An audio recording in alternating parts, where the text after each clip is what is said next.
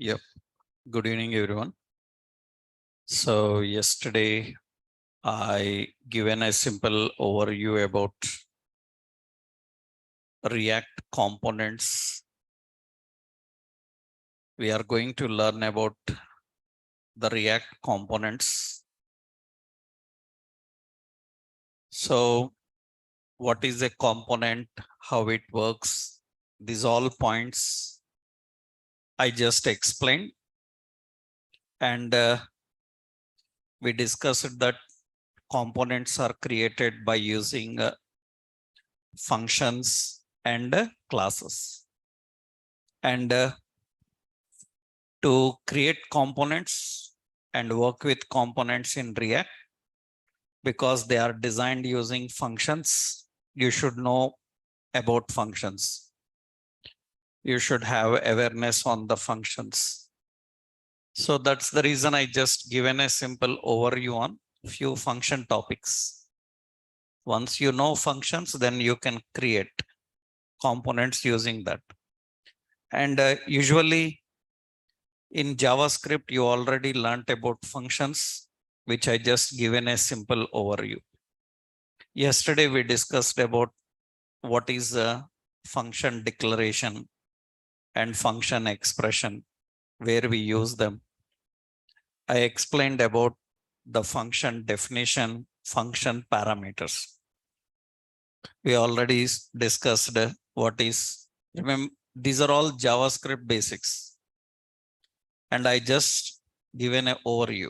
I'm not teaching any of these detailedly here, right? I'm just giving simple overview. You need to know them in JavaScript, right? So yesterday we discussed about parameters, various parameter types. We learned REST parameters, spread syntax. What is difference between REST and spread? What is the difference between REST and spread? How you tell the difference between REST and spread?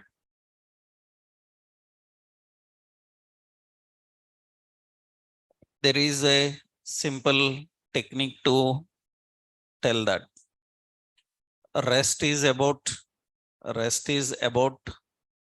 the formal parameters, and the spread is about the actual parameters. That means REST is related to formal and spread is related to actual. What is REST concept? One formal parameter can take multiple arguments, right? And what is the spread? Multiple formal parameters, we can spread value of one actual. One actual value can spread into multiple formal parameters. These are the basic things we learn. Actually, these are all JavaScript things you should learn, right? So yesterday I explained about these points, function, parameters, and all. Next, some more things you need to know. A simple, fast overview I will give about others. The next thing you need to know is about function with return. You need to know about function with return. Already in JavaScript, you know it. I will just give a simple point. So why a function needs return? What is the concept of a function with return? So why we need function with return? So the concept about this is why function needs return, what is the nature is. For example, see, suppose we are writing a function in JavaScript, we are writing one function. And this function is some addition, some add. Into that we are passing A and B. And here we want to perform some calculation on AB, and whatever result comes that we want to use outside this function somewhere else. That means I want some operation on that A and B, and whatever the result comes of that, I want to use somewhere in another function. Then, for example, if I create here a variable C and I store some A plus B into it.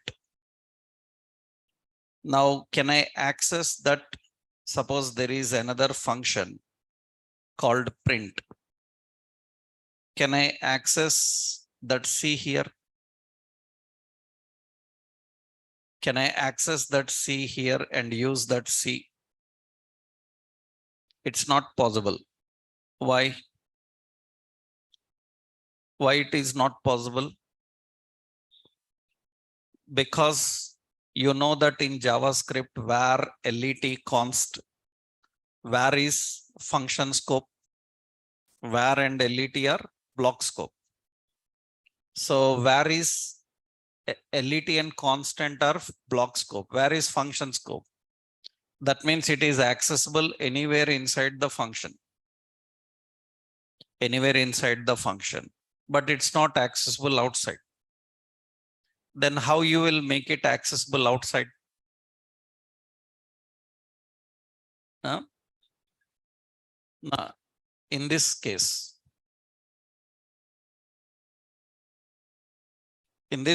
how you will access? You can do one thing.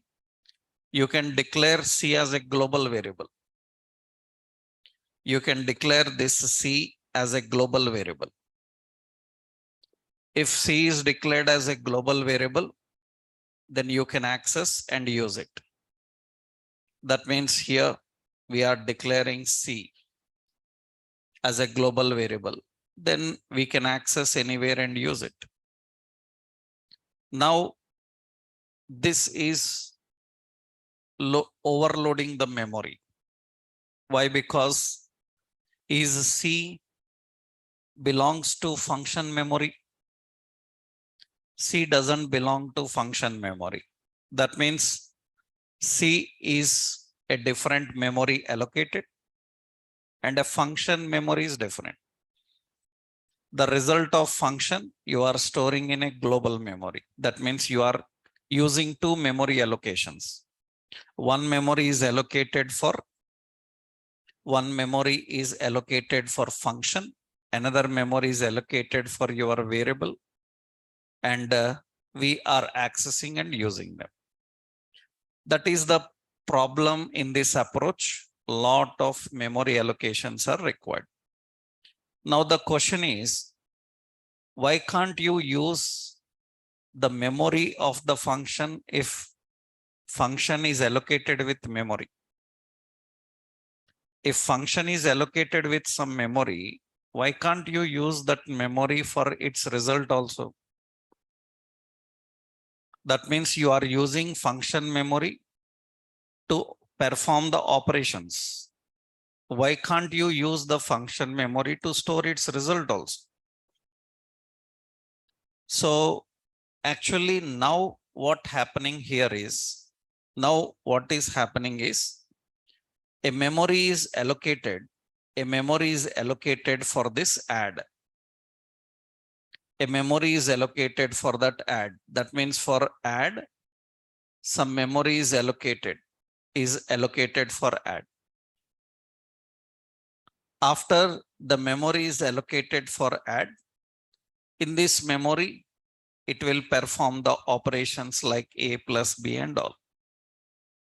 After doing these operations, now what it is doing is, you see here, this is the start and this is the end. You have a block now. Now what this block will do is, it will diffuse the memory, whatever allocated for function. whatever memory allocated for function, it will destroy. It is going to diffuse the memory allocated for function. That means a memory is allocated, a functionality is performed, and immediately the memory is erased. That's what actually happens for a function. That is the reason we call these type of functions as void type. Void. What is the meaning of the void type means? They don't return the memory that they have used. That is technical meaning. What our people make it as, it will not return value. Right? Our people relate this to value returning. Right? But actual point is, what is technical meaning of void in computer programming? That means don't return the memory that you have used. That means destroy the memory that you have used. That means whatever memory you used, don't return that memory. So clean that up. That's what we are doing. That is why we call void. Void means it's not returning anything. That means it is not returning anything. Memory allocated. After memory allocated, some action is performed. After that, it is destroyed. That is the basic concept of return. That is the basic concept of function. Now, what we do is, we generally write here. We generally write here, instead of doing this, we generally use the keyword return. And we will put A plus B. What is return keyword in computer programming? What is return keyword in computer programming?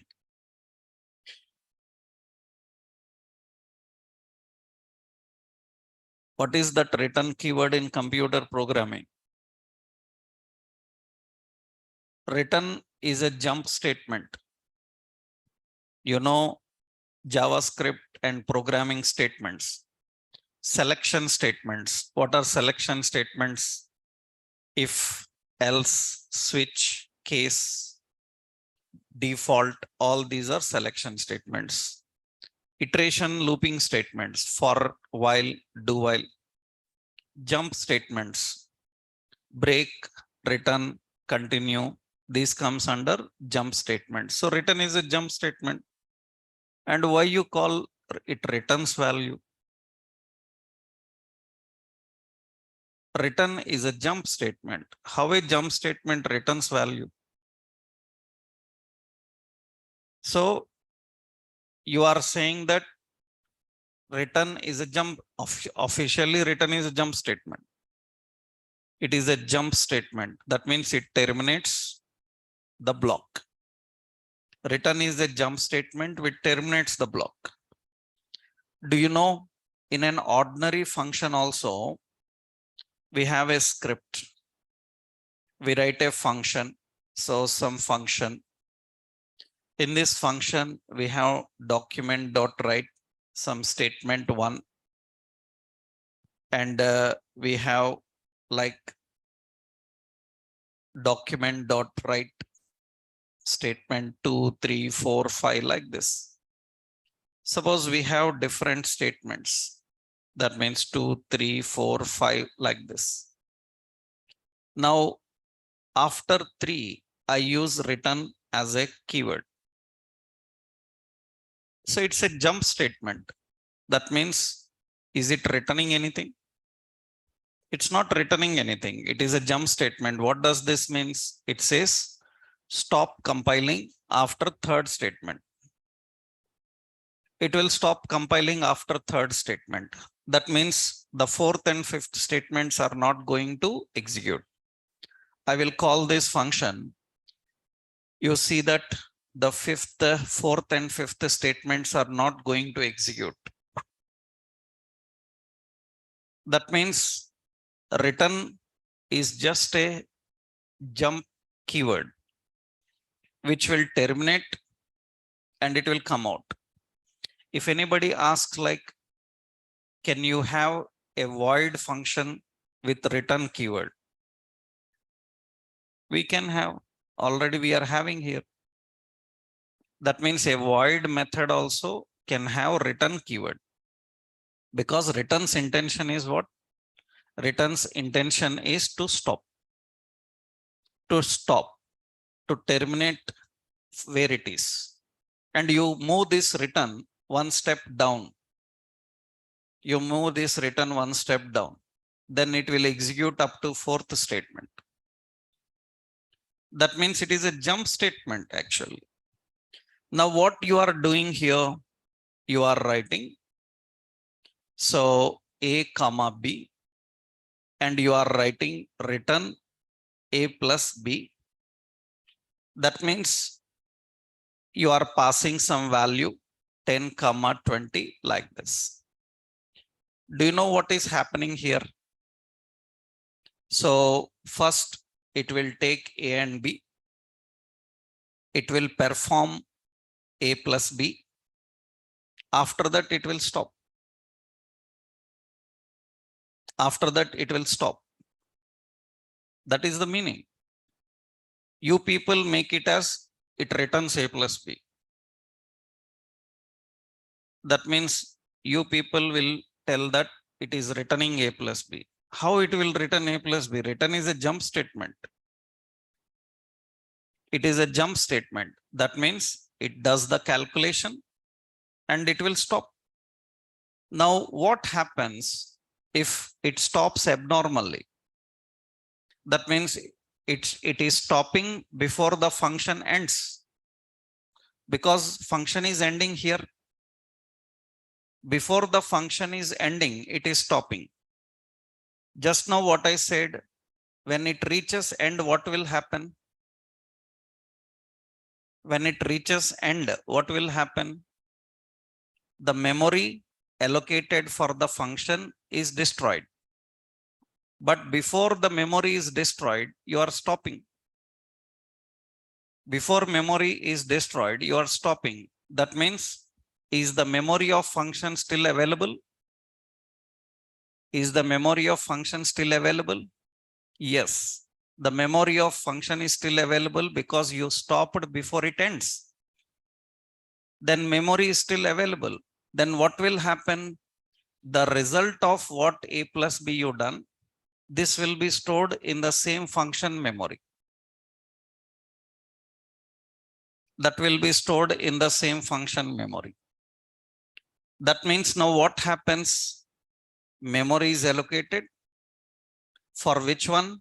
For function one. In that memory, operation performed A plus B. After performing the value, the memory is not destroyed.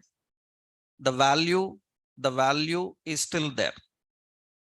That means memory is not deleted. That means the function memory is used here. That means automatically the function memory will store that 30 as value. Now you can access this and use in any another function, because now this is global now. That is global. You can access and use in any another function. That means now what we are doing here. So we are doing this and we are saying we have another function called print. And suppose this function I given as add. In the print function, what we do, document.write. So we will put addition is equal to, we have to call add. Into that we have to pass 20 comma 10. That means what it will do, it will perform operation of 2010. Whatever result comes, it will store in add. That means now the function is working as variable. The function is working as variable. That means the result of 20 and 10 will be stored in add. So add is a variable. In that variable, this data is stored. And that you are printing here. And that means now this add becomes like a function. it becomes a memory with a plus b. That means you don't need to separately allocate memory. The memory of function, you can continue. Even the function is finished, the memory of the function you can continue by using return. So return is not returning values. Return is not returning values. Return is used for keeping the memory of function alive. It is used to keep the memory of function alive so that the memory can be used to store the data. It can be used to store the data. So you don't need any extra variables for storing the result that comes from a function. You can use the function's memory itself to store the data. So that is the advantage of this. That means now you have to just call the print method, and this print method have to execute and print the result and display. This is what actually the concept of a function with return. That means if anyone asks like, can a void function have return? Of course, void function also can have return. If anyone asks what is difference between break and return? What is difference between break and return? Technically, break needs a condition to stop the block. And break will stop the block, but not the compiling. Return will stop the block and the compiling.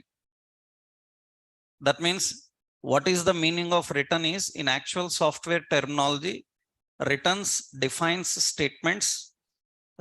After return, whatever statements are defined, they are not reachable to compiler. That means return is used to create unreachable code.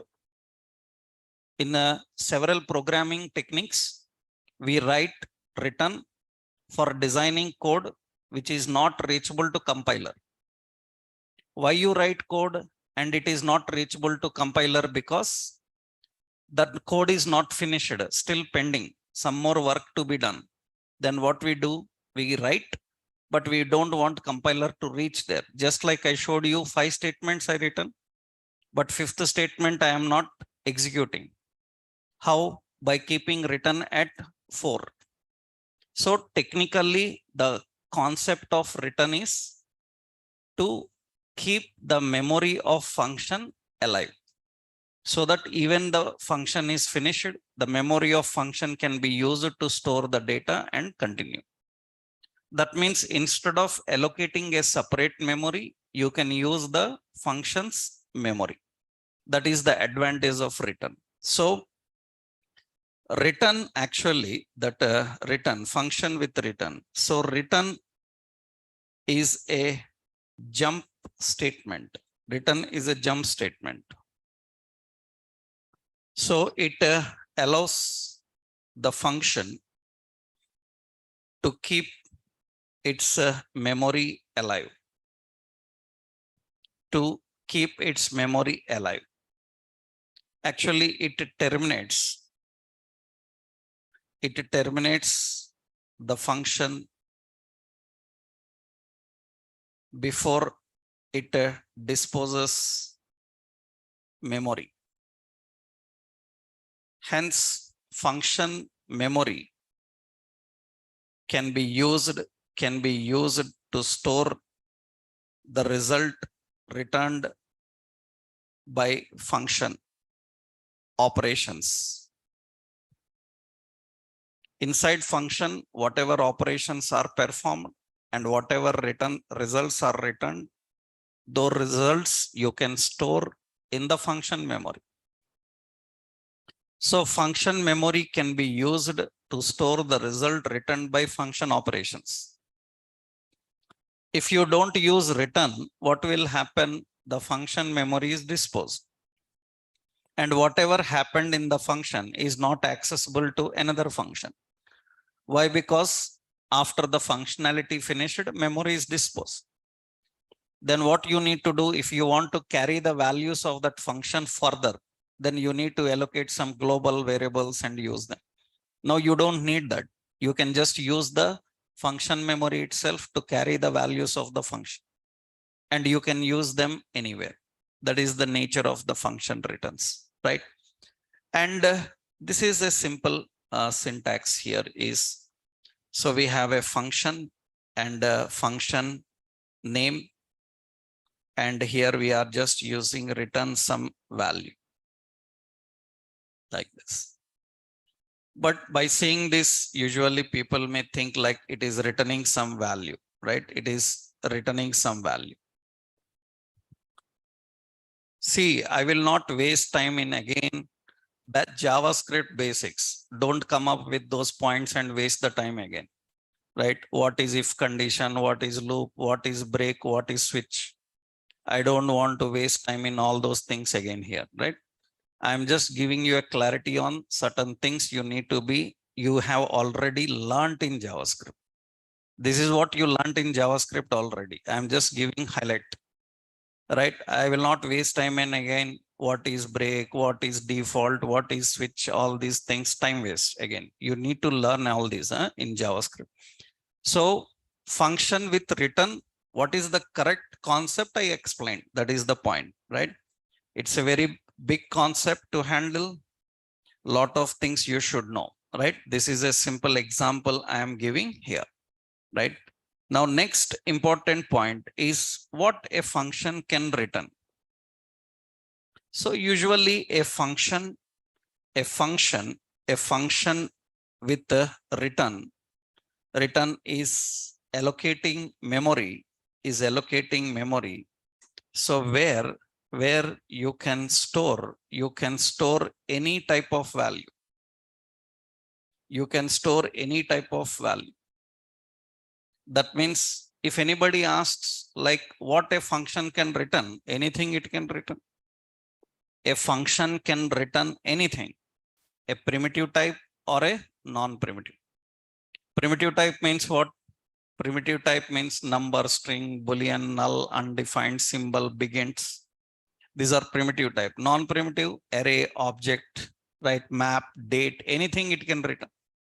Right? That means a function can return anything. It's not like a restriction.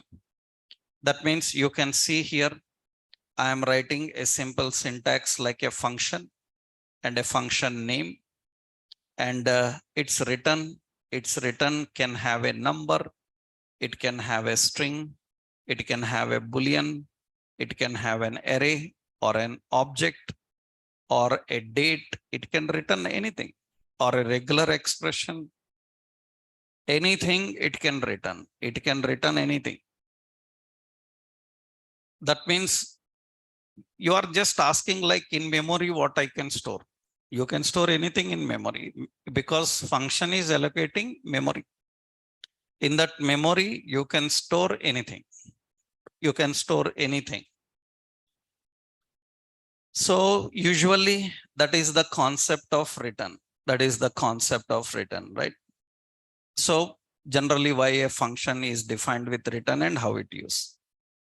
You can make it return any kind of value, array and all. You know how to write them. Suppose example, if a function have to return, so and data, suppose we say some values.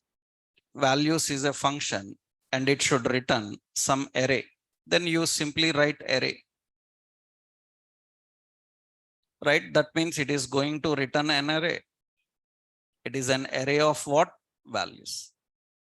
If it has to return an object, then you do object. If it has to return a date, new date, it can return a date because date is returned by using new date. I hope you people know that, right? And date constructor. If it has to return a regular expression is written in double slash. So regular expression. That means a regular expression can be returned by using double slash. Double slash is used to return a regular expression. For example, you are writing a regular expression That means here, so function regular expression, it can return a regular expression. In 2 slashes, you mention the regular expression. So like /w and 4, 10 like this. It returns a regular expression. It returns array, it returns object, it can return anything. That is point. So a function in your JavaScript can return any value. It can return any value, right? Another important point, I hope you know that if anyone asks you, can a function have multiple returns? Can we have a function with multiple return keywords, multiple times return? One return will terminate, na? Then why, how you can use multiple? Can a function have multiple returns? Because at one return it will stop. Then what is use of another return? So a function can have multiple returns. What is the intention of multiple return? That is what we say actually. A function can have multiple returns. So which is required to handle, which is required to handle. So we call the mechanism as conditional rendering. It is required to handle conditional rendering. It's a very big concept in React you will learn, but it is not a React concept. It is general JavaScript topic, right? Our people think that it's a very complicated topic of React because in React they ask, do you know conditional rendering? Conditional rendering is a general thing. That means according to situation, what to return, you can decide. If situation is matching, return one thing. Situation not matching, return something else. That means you can have multiple returns. That means, for example, you define a function, validate. Validate is a function. This validate function is having some password. And if the password is matching with what you entered, then it will return a function. This function will perform a functionality like, so document.write, say login success. It will do that functionality. Otherwise, it can return a function which performs some other functionality like invalid login. Of course, you can have multiple returns in a function. You can have multiple returns in a function, right? But only one will work here. This is what we call as conditional rendering. That means according to situation, what to return, it will decide. It will change. That means, is it necessary that every function have to return same? No. A function can change its return depending on the situation. That's what we call as conditional rendering. Conditional rendering. Usually, suppose I call here a function validate, and into that we passed some password here. So we are executing that here, then it should display. But we haven't written any logic for presentation because that function should be called in a, that's an anonymous function. Returning a function means that function should be called. How to call the function, I will tell you. For example, if I given here, this function uses return. What it returns? Login success. This function will return. What it will return? Invalid. That means it is going to return a string. That function is going to return a string. So you need to execute the functions and handle the functions. I will tell you how to execute and handle the functions, right? This is not example. This is just a syntax for you to understand that there can be multiple returns. So A function can have multiple return. That means just a syntax, because later in React, you will see that you can handle that. So a function name, some parameters, and you write a condition. So, and if the condition is matching, so that means, so it returns some value. And if it is not matching, then it will return some another value like this. You can configure anything. That means you can have multiple return. A function can have multiple return. If condition is matching, it will return A. If it is not matching, it will return B. Right? So you can return anything. A function can return anything. Right? So it can return anything and it can have multiple returns. That is the concept. This is a simple syntax to understand. Anyhow, these examples you will see in React. While working with React, we will see these examples. So this is related to function.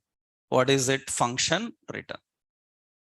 What is a function return and how the function returns are configured generally. Next, I hope you people know about the closures. Actually, what is function closure?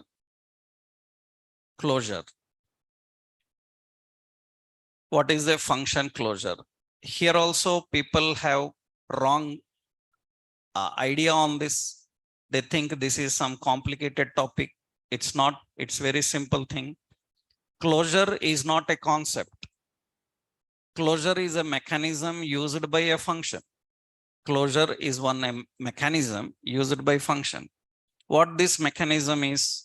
The mechanism is nothing but closure mechanism allows the outer members accessible to inner. That means the members of an outer function are accessible to inner function. Making the members of outer function accessible to inner function is called as a closure. That's a very simple point. Our people think very complicated about that. There is nothing complicated. Outer function values are accessible to inner function. Then this mechanism is called closure. Now what happens is inner function value accessible to outer function? No. Then in closure, accessing inner values in outer and using them requires some implementation. Generally, what is a closure? That means technically function closure is nothing but closure is a mechanism. So where the members of outer function are accessible to inner function. Closure is a mechanism where the members of outer function are accessible to inner function. That is a closure. That's a simple point actually. That means in a closure mechanism, the members of outer are accessible to inner. You see here, suppose. So we have a function outer. In this, there is a variable 10. We have a function inner. In this, there is a variable 20. And now what we need to do is outside this function, I need to perform some operation on X and Y. So for example, here you are accessing where Z is equal to X plus Y. This is valid. Why? Because X is a member of outer function. Is it accessible to inner function? Yes, because that is the nature of closure. Closure allows the outer values to be accessed in inner. Now I want to print document.write. So Z is equal to, I want to print that here is equal to whatever Z is there. Is this Z accessible outside? it is not accessible outside. That means in a closure, the members of outer are accessible to inner, but the members of inner are not accessible to outer. How we will make it possible is just return Z. And this inner contains the result returned. That inner you can access here. Because if it is returning Z, what will happen? The result will be stored in this inner. That inner you are accessing and you are printing outside. That means the members of outer are accessible inner and the members of inner are not directly accessible in outer. By using this return mechanism, we are accessing. That means now you call this outer and it is going to return the result of that Z, how it works. This is a simple closure mechanism. Closure, this is not closure. Closure already internally defined. You don't need to mention any closure. That means many times people ask a wrong question like how to write a closure. What you are talking about? How to write a closure means every function have a closure. Right? But sometimes in interviews, you will face these kind of questions because, of course, even interviewer also an ordinary developer. Right? Interviewer also an ordinary developer until or unless he is architecturally very complex, great in his complete knowledge. Because interviewers also have limited knowledge. That means interviewer is not some genius alien comes and interviews you. After all, he is one of you. Only the point is he have more experience than you, maybe. And it's not necessary that he knows more than you. Right? That means he worked more than you on that technology, but he may not know everything what you know. Right? This is a general thing in interviews. That means usually you don't need to expect that they will ask in the same way how you know it, because their way of understanding may be different about it. But actual concept is different. That is what important for experts, experienced people. That means for an experienced person, closure is a mechanism which is internally defined. It is not something you have to implement some. That means what should be the question in a closure? How you access the members of inner outer. That should be the question. It's not a question like how to write a closure. The question should be like in a closure, how you will access. Because closure will not allow to access outside. This is a problem everywhere. For that, you need to learn a lot of techniques. Why? Because you will see a component inside component. That means you will build a huge hierarchy. That means what you are doing, you are using some home component. In this home component, you are using some another component. That means in this, you are using some another component, some say shop component. Now, what is the challenge?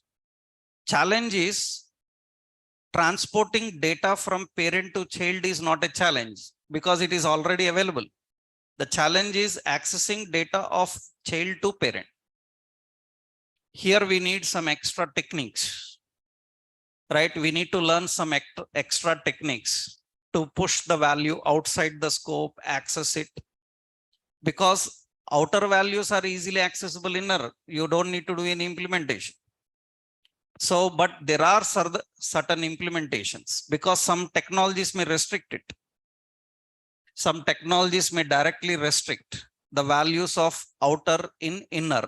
Then you need to use some more additional functions to transport data from one function to another. So this is what generally you need to know. That is the concept of a function actually. That is the function. So I'm not giving much anything about that. Just you need to know what is a closure, right? So in the function, you have this option. Yeah, that is the function closures. And you know what is a function recursion. So what is function recursion? function recursion is nothing but function recursion means recursion is a technique. Recursion is a technique of calling a function within the context of same function. That is recursion, calling a function within that function. Usually you call a function outside the function, but you call a function inside that function. That means generally you have a function and you call the function outside and access that function, but you are accessing the function inside the function. You are accessing a function inside the function. This creates a recursion. Recursion means I told you npm start. It is a batch operation, right? Such batch operations are created by using recursions. That means to create batch jobs, batch operations, we use the mechanism of recursion. Recursion means it creates an infinite loop, and we can write conditions to exit that infinite loop. If you don't write the condition, it is infinite loop. That means, for example, see, I will open and I will ping an IP address. I will open run and I will ping an IP address. You can see it is requesting an IP. That means it is requesting an IP address and the response is coming from that IP address. And see, every second it is requesting. Every second it is requesting and a response is coming. How much time it will execute until you stop? How to create such loop? How to create a loop that runs infinite and it can stop? Recursion is one best technique for that. Recursion is the technique for that. Until you say Control C, it will stop. For example, I will show you general batch operations here. Suppose this is my computer. In that, I am running a command dir. It will show some files list. I want to run this command 5 times. If I have to run the command 5 times, then I will create a batch job. I will create a batch. I'll simply say that a list.bat, some batch job. In that, I am writing dir 5 times. Then it will run 5 times. If I say 10 times, it will run 10 times. How infinite times? I will simply call the list inside it and close. That means what will happen? What will happen when you run this list? What will happen? Generally, here we run the list. We will run list. When we run list, what will happen is it will call this file. That file will execute which command? dir. After executing dir command, it will call the same file again. And that file called again. That means it contains dir again. This is recursion. After dir, it will call the file again. This is recursion mechanism. Continuously it will execute. That means now see what will happen here is simply I type list, it runs infinite. But I return only 1-2 lines. That will perform so many iterations. This is recursion mechanism. Recursion is used for creating such batch operations actually, right? Such batch operations. That's what actually recursion is.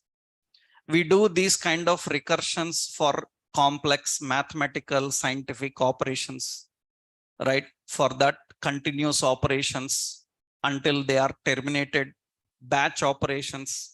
For example, suppose I say some factorial of n. I want to return factorial of any number 5, 4, 3, 2, 1 like that. Then if n is equal to 0, then it will return 1. So it is going to return 1. It will stop. Else what it will return? It will return n into the factorial of the n minus 1. That means you are calling a function inside the function again. This will create a recursion. That means you entered n value as 5. Then it will be until n value is 0. That means it will return n 4, 5 minus 1, n 4 minus 1, n 3 minus 1, n 2 minus 1. It is a complete recursion. You are not telling how many number of times to run. You are just creating one recursion.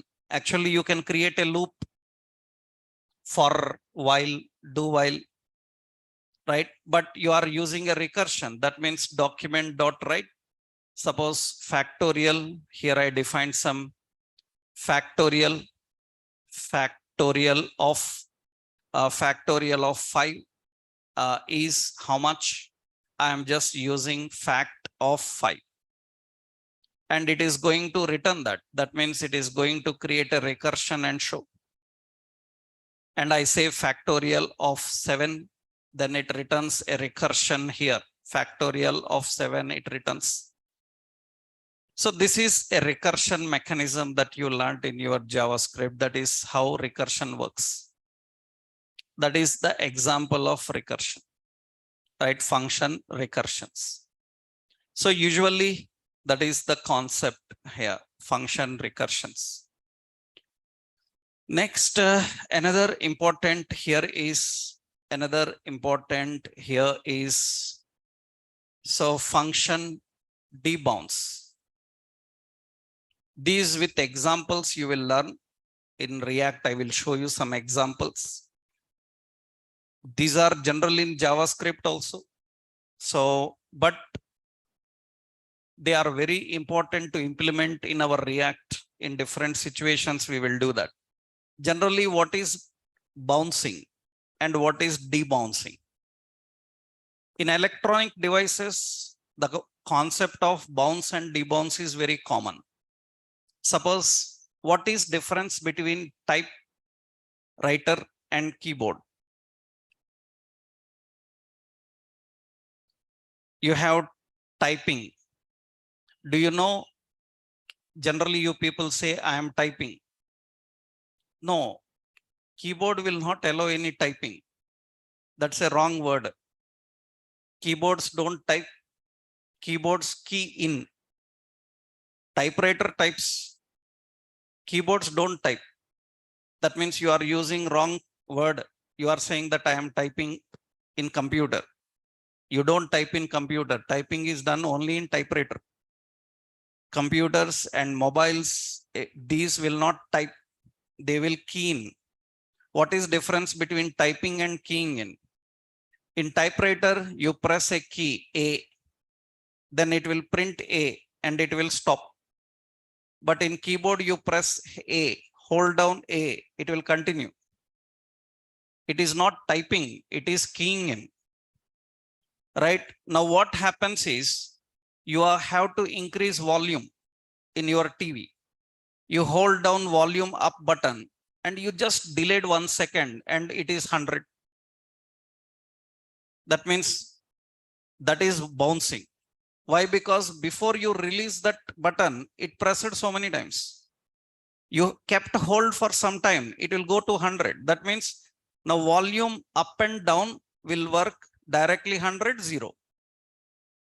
Either you hold down minus, it will be 0. You hold down up, it will be 100. Why? Because that is the nature of keying. We call this mechanism as bounce. We call the mechanism as bounce. How to control? Even you hold down the button, even you hold down the volume up button, it should slowly increase. After 1 second, 1 point. After 1 second, second point. After 1 second, third point. That means it should not immediately execute. Even you hold down, it will take some time and execute. That is called debouncing. Why? Because usually the problem with computers is you hold down a key and before you release, many times it will press. That will be a bigger issue in apps, right? You need to control them. That is what actually debounce is. Debounce. Generally, how you control debounce is nothing but, so that means usually what is bounce? So usually keyboard uses bounce mechanism when key is pressed. Uses bounce mechanism when key is pressed. So that means you need to control that. You can delay and make it debounce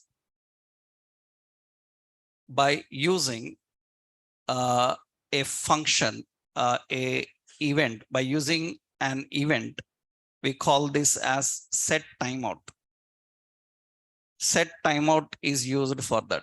You might have learned in JavaScript set timeout, set interval, right? JavaScript have timer events, set timeout, set interval. These are used for designing debounce. It's not a new concept. It's already general in JavaScript, but the word is something new, right? If anybody asks, do you know debounce? Then you will immediately think that I haven't learned anywhere this, but it is a general JavaScript thing, like set timeout, set intervals. These are related to bounce. To control bounce only, we have these options, right? Generally, debounce is that. For example, means every example I am not giving, just roughly I am configuring here. Suppose you have some paragraph and align as center something. Just rough point I will give. Body on load is body load. And here we have a script and a function. Function is body load. Okay. And above the body load, I am writing some functions here.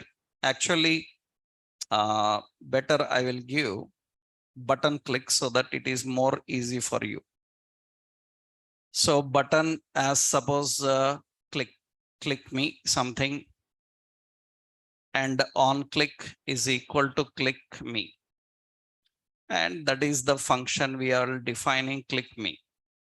Now what should happen here is we have a function msg1, message one, document dot query selector. In the paragraph, we are displaying a message as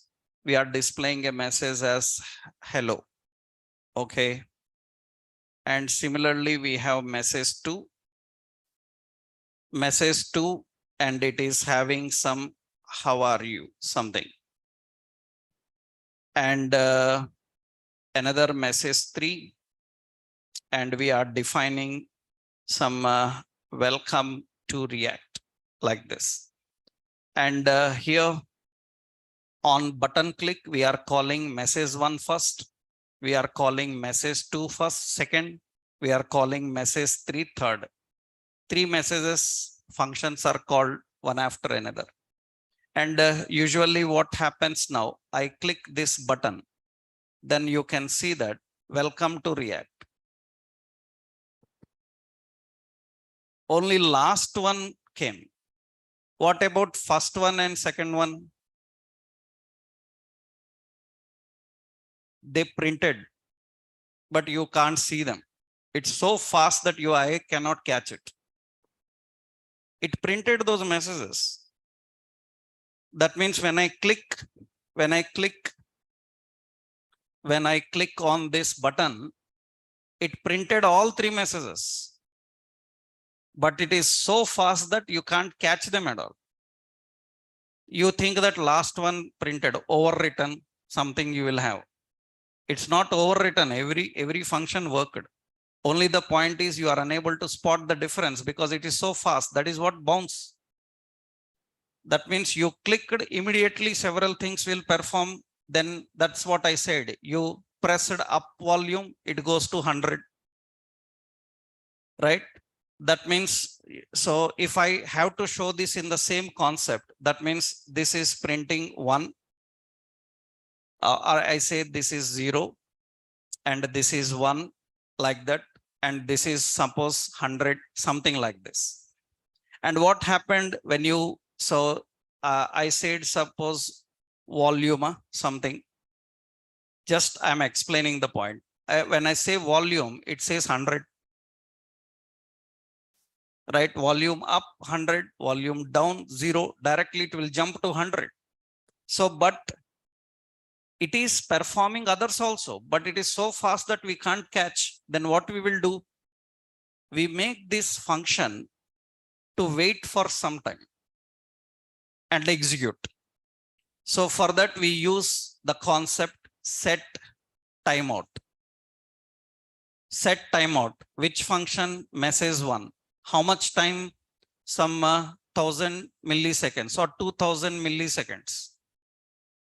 2000 milliseconds, it will wait. 2000 milliseconds, 2 seconds, it will wait. Similarly, all the functions. That means after second one, first one, second one should take, suppose 3000 milliseconds. Remember, 3000 milliseconds means all are loaded into memory at a time. But first message will be released after 2 seconds. Second message will be released after 3 seconds. That means gap between 1 second only. And third message, message 3 will be released at 4 seconds. Then you see now what will happen. I click on volume. You see that is 0, after that 1, after that 100. That is debounce. Otherwise, directly 100, directly 0. That is the problem with electronic device. You are not using typewriters, you are using keyboards. And keyboards are mobile, every keyboard is same. That is the problem with keyboards. So you need to control this. That's what we do. That is done by using what? Bounce. This is generally bouncing and debouncing mechanism of a function actually, right? Later, I will give some example while working with our React concept, because in events, you can understand how do we manage them, right? How to handle the debounce. There is another option, actually debounce throttle, I will give later. So just say throttle. What is function throttling and function debouncing? Function throttle is nothing but it can limit within the time how many. It can limit within the time how many. For example, you are playing a video game. When you are playing a video game, there is a shoot button. When you put a shoot button, you hold down the shoot button for 3 seconds. For 3 seconds, it fire 100 bullets. After that, it stops. It says that you need to wait 3 more seconds to fire more bullets. You can't continuously do that. That is throttling. That is called throttling. That means what happened is user clicked a button. After clicking button, he clicked the same button again immediately. Then our system will say that already you clicked, please wait for a few seconds and later you click it. That means what it will do is it will limit the number of clicks that have to happen within the time. That means it says that within 5 seconds, within 1 minute, only 5 times you can request. Just like you say ATM, that means they say that per day, only 3 transactions, right? That means per day, how much amount transaction? 3 times you can make the transaction, right? After 3 times, it will stop. It will say that please try after 12 hours. That is throttling. That is called function throttle. So for that, we need to design an example. It's a very big thing. Just concept I will explain here. That means function throttle is used to limit the number of times a function have to execute. So when any event is triggered, like, so later you will learn about that, just the basic function. I will give some a constant total. So function uses a function with a callback. So it's actually a function. The function uses a callback. So and it uses a delay time. And usually in that function, you configure the specifications. That means here you define the timer events and specify them. Usually you write like that. The delay time will tell how much time it should delay for the next click. That means when it should enable next click. You already clicked, then it will not allow to click again. It will say that please wait some time. So that is what limit. You can set the limits there. Later you will see some examples on that. So these are very, very important, especially while giving about events in React. I will explain some examples while working on events, because events require bounce and throttle like mechanism to handle, right? These are the concepts. I hope you understood difference, because almost out of 100 React interviews you attend, 99 interviews have this question. What is difference between debounce and throttle? In React interviews, out of 100, 99 interviews, you will face this question, right? And what is difference between debounce and throttle? Debounce will delay the task and throttle will limit the task. So debounce delays the task. That means it will not immediately execute. It will wait for some time. Throttle will limit. That means within that specified time, it can execute only once. It can execute only twice. Like that, it can specify. So that is what usually function throttles are used for. This is related to function. Yeah, function have debounce and throttle. So now arrow functions, arrow and anonymous functions. I hope anonymous already we know, right? You know what is an anonymous function? Anonymous function is a function without name. So anonymous function. This is a function without name. So it is configured using an parenthesis, and it is invoked using IIFE pattern. IIFE yesterday I told you, immediately invoked function expression. Immediately invoked function expression. That is anonymous function. Actually, suppose I show here one example for that. Suppose you have a script C, you have a function without name, and document.write say hello React, something like this. If a function is not having a name, how do you call this? So how do you call this function? So a function without name is anonymous. You can enclose this function in an empty parenthesis. You can enclose the function in an empty parenthesis. Then how you will call this function? To call the function, immediately after the function, you have to use again empty parenthesis. This is immediately invoking the function expression.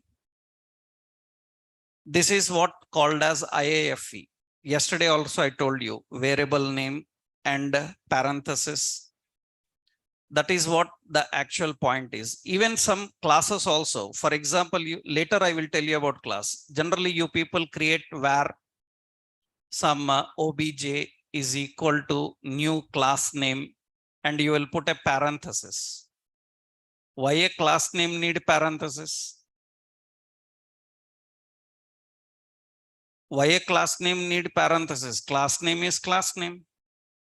Class name is using parenthesis is nothing but it is a constructor which is present inside the class. And actually constructor is an anonymous method. That means it doesn't have a name. Then how you invoke? By using parenthesis. After the class name, you are writing parenthesis. That means you are invoking the constructor. That is actually anonymous technique actually. You see now, if I don't use this empty parenthesis, you have a function, but that function is not going to execute. You call the function immediately after that. Then you can see it is going to execute. Can you call this anywhere else like that? No, it is immediately after the function. You cannot call somewhere else empty parenthesis. It is immediately after the function. That is what it resembles an IIFE pattern. These are anonymous functions, right? And of course, you have learned arrow. Arrow function is nothing but shorthand technique of writing function, right? It is a shorthand technique of writing a function expression. We can write a function expression in a shorthand technique. Obviously, all JavaScript people know this. That means syntactically, you write a function with some name, with some parameter, some uname, some username. And what this have to do, it should return some hello and that username like this. Now, what you can do in an arrow technique, you can write in this way. How you configure in the arrow technique? Suppose we have a constant, some name is equal to a function that is actually uname, and it returns what? Hello and whatever uname is. You can do like this. That is the shortcut way of configuring a function. That means you say constant, some addition, add is equal to a comma b, and it should return a plus b. That parenthesis refers to function, am I right? This implies refers to return and definition. If definition is having multiple statements, you write a block. You write a block if it is having multiple statements. That is a shorthand technique of writing functions. Obviously, these are general things in your React JavaScript.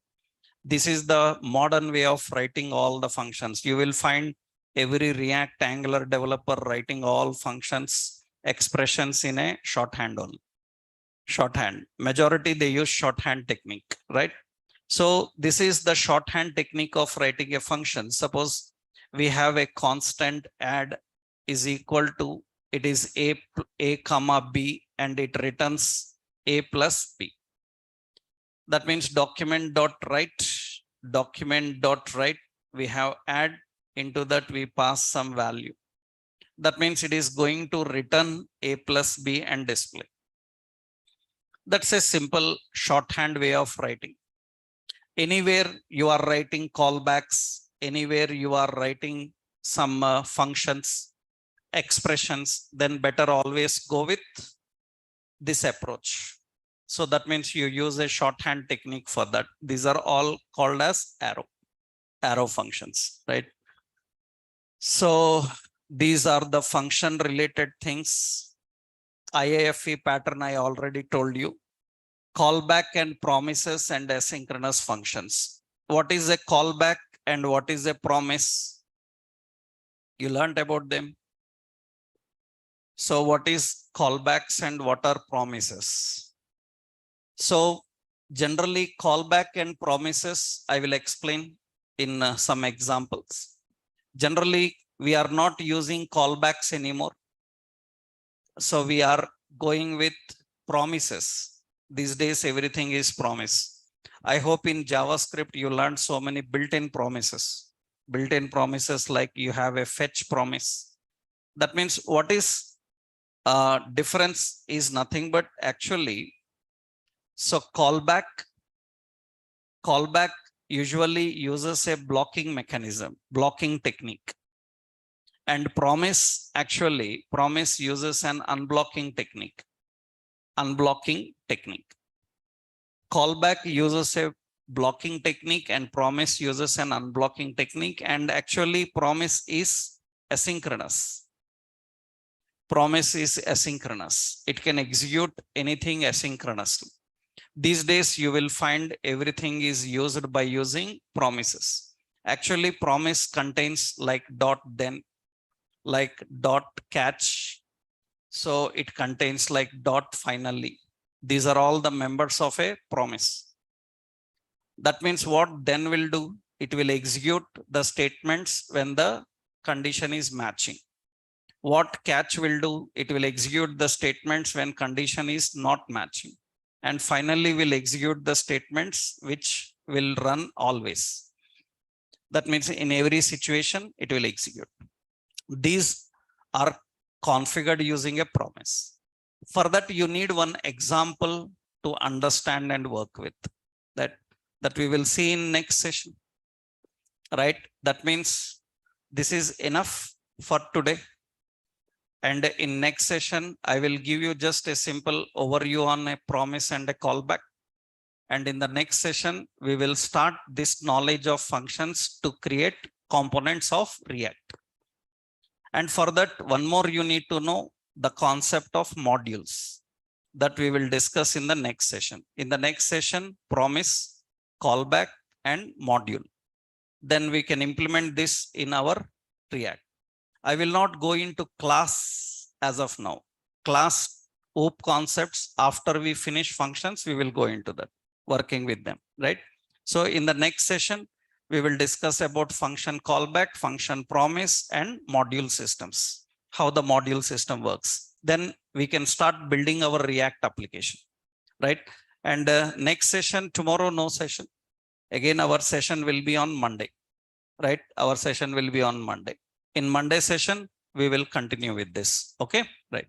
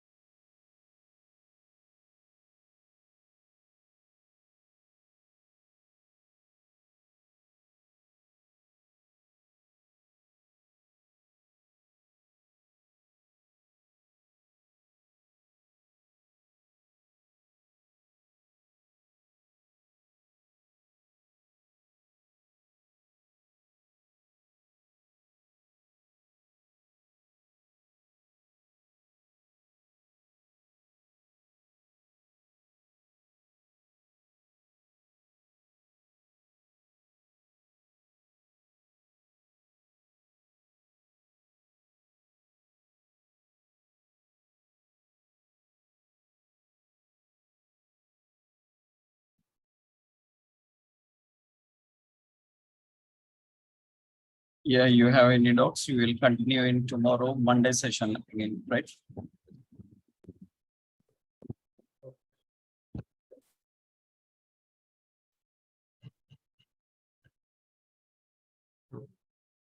Yes, Sir, React Native, sir, are you going to cover, sir? cover. Sir, complete React Native. No, React Native is a mobile development. You know Android, iOS? Yes, I know, sir. Then you can implement it with that knowledge. Okay, sir. Okay, sir. Thank you. Hello, sir. Yes. Sir, this one, which is the best site to refer all these functions and all, sir? JavaScript, Material. MDN. MDN. MDN, sir. MDN, Mozilla Okay. Developers Network. Okay, sir. Okay. Okay, sir. Thank you.